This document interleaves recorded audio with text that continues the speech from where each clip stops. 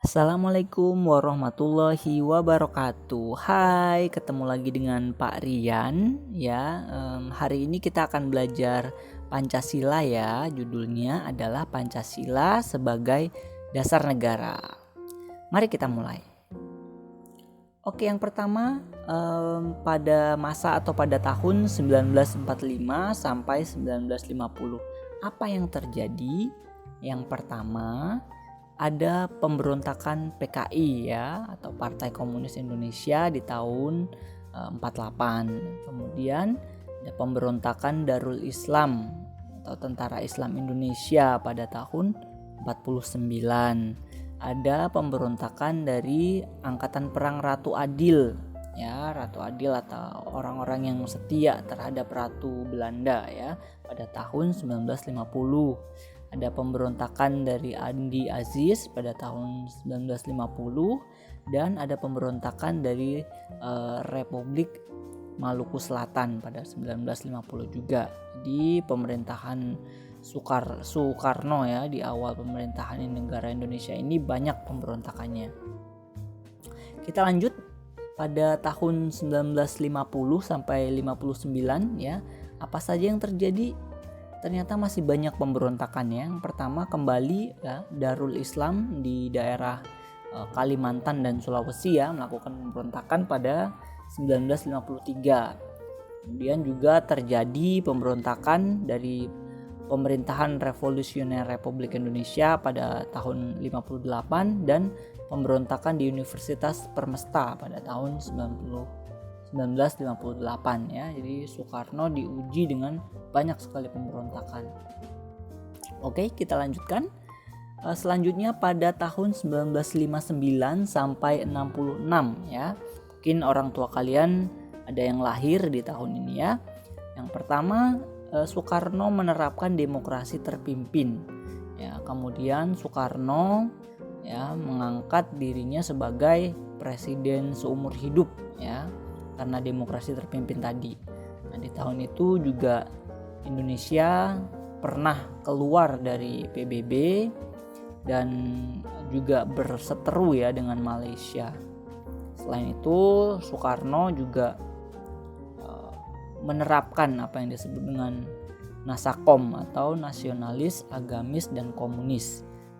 Nah, puncaknya pada tahun 1965 itu terjadi G30S PKI ya, gerakan 30 September PKI. Ada peristiwa Lubang Buaya di situ, ada jenderal-jenderal yang dibunuh di situ, dan di situ sebagai penghujung masa pemerintahannya Soekarno.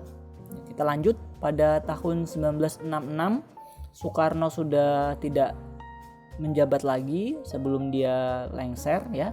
Dia menerbitkan Super Semar atau Surat Perintah 11 Maret. Nah, Super Semar itu menunjuk Soeharto atau Jenderal Soeharto untuk menjaga ketentraman dan ketertiban ya. Dari situlah dimulai Orde Baru, di mana Soeharto sangat berkuasa ya. Dia mendirikan Partai Golkar dan berkuasa selama 32 tahun menjadi presiden, sampai akhirnya pada tahun 1998 terjadi peristiwa reformasi ya. Kita lanjutkan. Nah, ini dia 1998, mungkin ada kalian udah lahir atau mungkin kakak kalian sudah lahir nih ya. Tahun itu terjadi reformasi di mana mahasiswa mengepung gedung DPR MPR ya untuk melengsarkan Presiden Soeharto pada saat itu. Kemudian pemerintahan diambil alih atau dilanjutkan oleh Pak Habibie ya, namun hanya 1 tahun sampai 1999.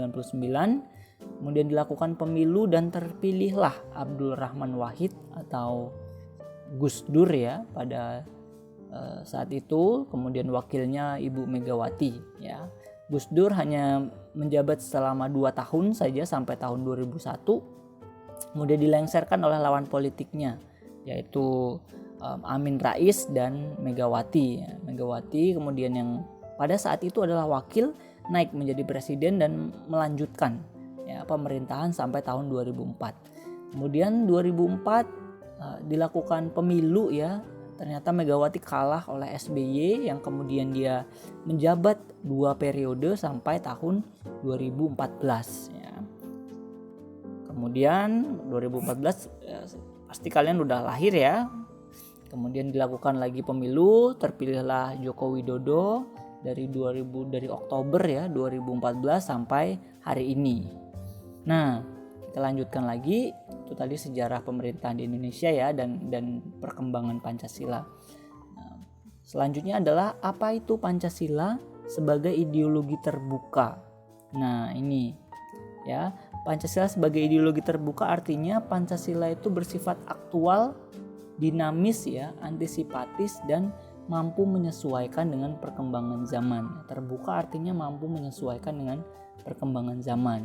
Lawannya adalah tertutup atau kaku atau statis ya, nggak dinamis. Dia nggak bisa menyesuaikan dengan perkembangan zaman. Oke, kita lanjut.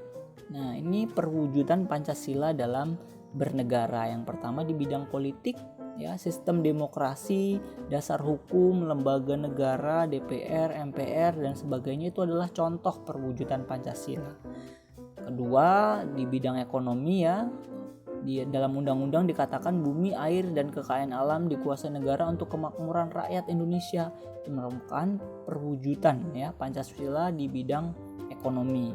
Selanjutnya dalam bidang sosial budaya ya, Pancasila itu mencengkram semboyan Bhinneka Tunggal Ika ya, dari Sabang sampai Merauke, berbeda-beda suku agama ya, Aceh, Medan ya, Lampung, Jawa, Maluku, berbeda-beda tetap satu ya, itu perwujudan Pancasila.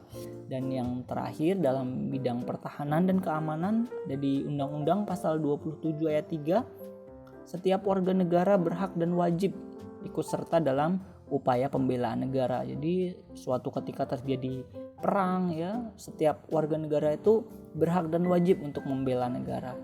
Nah, itu saja materi Pancasila sebagai dasar negara yang Bapak berikan hari ini.